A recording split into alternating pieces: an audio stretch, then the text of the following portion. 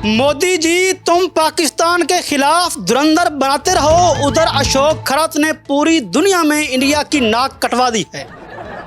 अशोक खरत जिसने भगवान होने का दावा किया और कई औरतों के साथ बलात्कार करता रहा। अशोक खरत आश्रम चलाने वाला बेशरम और घटिया इंसान जिसने भारत की इज्जत के साथ खिलवाड़ कर दिया।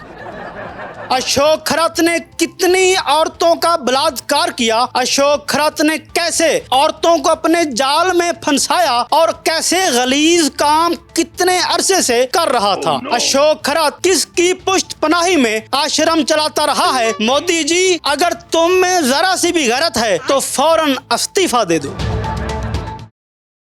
अस्सलाम वालेकुम नाज़रीन, बज़मी नमक साथ मैं हूं आपका मेज़बान MS बज़मी।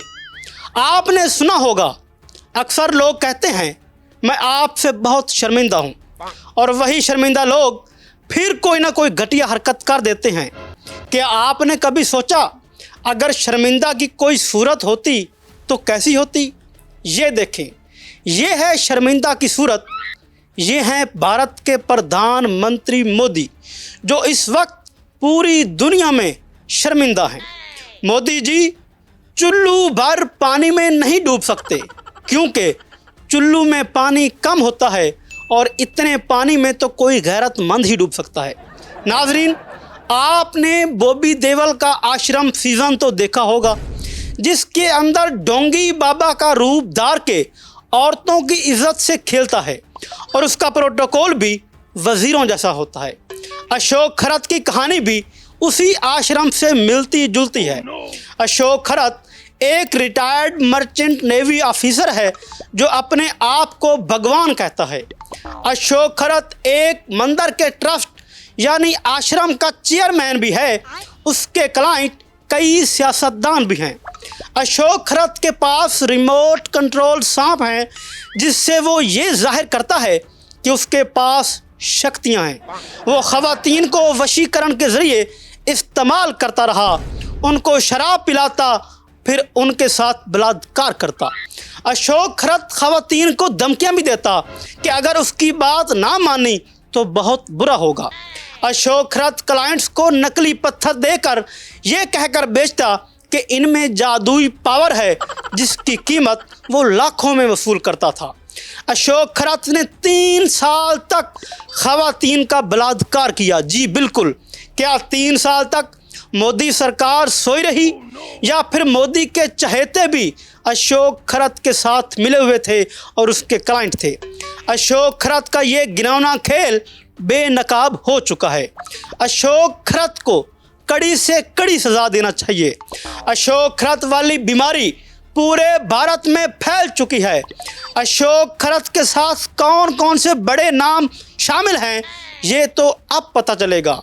अशोक खरत जैसी बीमारियों का कारण मोदी जी हैं, क्योंकि मोदी खुद एक मोहलक बीमारी है जो पूरे भारत को लगी हुई है, और इसका इलाज मोदी से छुटकारा है। मोदी से जान छुड़ाने के 14 नुकात पेश कर रहा हूँ। पंडित अगर मोदी को ये कहें कि जब तक वो खाना नहीं खाएगा मोदी की हुकूमत चलती रहेगी, इस तरह भारत का खाना भी बच जाएगा और मोदी से मुक्ति भी मिल जाएगी। मोदी को किसी ऐसे मुल्क का प्रधानमंत्री लगा दिया जाए जहां झूठ बोलने पे छोटी सी सज़ा मिलती हो, यानी सज़ाए मौत। मोदी को किसी फिल्म के अंदर कास्ट किया जाए और एक्शन स्टंट के दौरान मोदी को लिया जाए, और सीन शूट के वक्त डायरेक्टर कट ना बोले तो मोदी से जान छूट सकती है। मोदी अगर किसी मुल्क के दौरे पर जाए तो हवाई जहाज़ में ऑयल कम रखें, ताकि मोदी बिना किसी चिकनाहट के ऊपर जा सके। मोदी फ्रांस से नए राफेल ख़रीदे और उसकी टेस्ट परवाज़ मोदी से करवाई जाए। बस शर्त यह है, परवाज़ का रुख बजाने पाकिस्तान हो, जहां पाकिस्तान एयरफोर्स उसका इस्तकबाल करे। मोदी को भी औरत के कपड़े पहनाकर अशोक खरत के आश्रम में भेज दिया जाए तो भारत के लिए बहुत बेहतरी होगी। अगर सारे पंडित मिलके ये कहें कि भारत हमेशा खुशहाल रहेगा अगर किसी बड़े शैतान की बलि दी जाए, तो फिर मोदी से बड़ा कौन शैतान है। भारत के अंदर जब किसी मिसाइल को टेस्ट करना हो तो उसकी चोटी पे मोदी को बिठा दिया जाए ताकि मिसाइल खुशी खुशी फट सके। मोदी कहीं जा रहा हो तो रास्ते में एक खड्डा खोद दिया जाए, मगर खड्डा इतना गहरा होना चाहिए कि नरक तक जाता हो। मोदी को इलेक्शन में वोट कम डाले जाएं, क्योंकि आजकल हार्ट अटैक का ट्रेंड आम है। क्या पता मोदी अपनी शिकस्त बर्दाश्त ना कर सके। मोदी के पड़ोस में एक ऐसी फैमिली को रखा जाए जो बहुत ऊंचा बोलती हो। जब मोदी के कान के पर्दे फटेंगे तो फिर अपने आप ही मोदी की फट जाएगी। मोदी को एक हफ्ते के लिए इंडियन स्ट्रीट फूड की कचौरी खिलाई जाए तो भी काम हो सकता है। मोदी को अगर डोली चाय वाले की चाय पिला दी जाए तो भी मोदी का कुछ ना कुछ हो जाएगा। बस एक बार चाय पिलाना ज़रूर। मोदी को अमिताभ बच्चन के शो कौन बनेगा करोड़पति में बुलाया जाए और उससे ये सवाल पूछा जाए कि मोदी का बाप कौन है और 4 ऑप्शन दिए जाएं। मोदी हर तरह की हेल्प लेने के बाद एक जवाब बताए, मगर वो जवाब गलत निकल आए तो हो सकता है मोदी से जान छूट जाए। और सबसे आखिर पे मोदी की बीवी को कहा जाए कि उसे इतने ताने मारे कि मोदी शर्म से ही मर जाए, मगर ऐसे बेशर्मों को शर्म कहाँ आती है। ये थे 14 नुकात जिनके ज़रिए मोदी से जान छुड़ाई जा सकती है। मोदी वो कीड़ा है जो फसलें खाता है और फिर छुप जाता है। ऐसे कीड़ों को तलफ करना बहुत ज़रूरी होता है, क्योंकि ये कीड़े कच्ची और पक्की दोनों किस्म की फसलों का नुकसान करते हैं। कभी कभी मोदी जैसे लोगों को बिला वजह चपेड़े पड़ जाती हैं, क्योंकि इनको मार खाने की आदत पड़ जाती है, इसलिए कोई भी आके बजा जाता है। मोदी जैसे लोग अंग्रेज़ी बोलें तो बस इतने ही बोलते हैं, थैंक यू और सॉरी। थैंक यू उस वक्त जब जान बच जाए और सॉरी उस वक्त जब जान फंस जाए।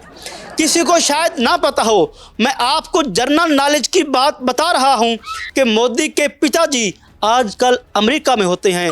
मोदी जैसे लोग अपनों को नहीं बख्शते, जबकि गैर मोदी जैसों को नहीं बख्शते। मोदी जैसे लोग अगवा भी हो जाएं तो घर वाले कॉल ही नहीं सुनते, क्योंकि वो खुद बड़े तंग होते हैं। मोदी जैसे मोहल्ले में खिलाड़ी होते हैं जिनको अगर ना खिलाया जाए तो वो पिच के ऊपर वो कर देते हैं जो आप वॉशरूम करने जाते हैं। मोदी जैसे लोगों को दावत पे ना भी बुलाया जाए तो चले जाते हैं और शर्मिंदा नहीं होते, कहते हैं हमें पता था आप हमें बुलाना भूल गए होंगे, इसलिए हम खुद चले आए। मोदी अक्सर सफ़ेद कपड़ों में घूमता है, क्योंकि वो जानता है मौत कभी भी आ सकती है, इसलिए कफन का बंदोबस्त 24/7 किया हुआ है। मोदी जैसे साइंसदान होते हैं जो खुद पे ही कोई तजर्बा करते हुए मर जाते हैं। मोदी जैसे लोग सिर्फ इस बात से खुश हो जाते हैं कि फ़लाँ लड़की ने मुझे मुस्कुरा के देखा, जबकि वो मुस्कुराती इस बात पे है कि इस जैसे मुंह पे लानत कितनी सूट करती है। मोदी जैसे बच्चों को माँ भी अक्सर यही कहती है कि जावे तेरा कख न रहे। मोदी तेरे वास्ते कुछ लिखे आए, और कोई सुने या ना सुने पर तू ज़रूर सुनी। मोदी तेरा किए हाल हुण ते कोई नहीं तेरे नाल, बंदा तैनू गालां कड्डे इक्को दिन नहीं पूरा साल। किसे दी तू खुशियां वेखें मूँह चूं टपके तेरी राल।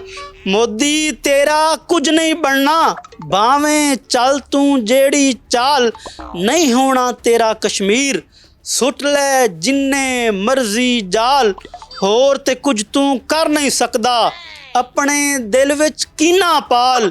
मोदी निरी मुसीबत है, मोदी निरी मुसीबत है, रब्बा साडे सिर तू टाल, रब्बा साडे सिर तू टाल। अशोक खरत ने पूरे भारत को दुनिया के सामने जलील कर दिया है और इस जलालत के पीछे प्रधानमंत्री मोदी जी का हाथ है।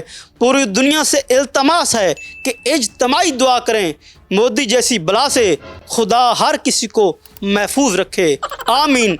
आज के लिए इतना ही, इजाज़त दीजिए, खुदा हाफिज़।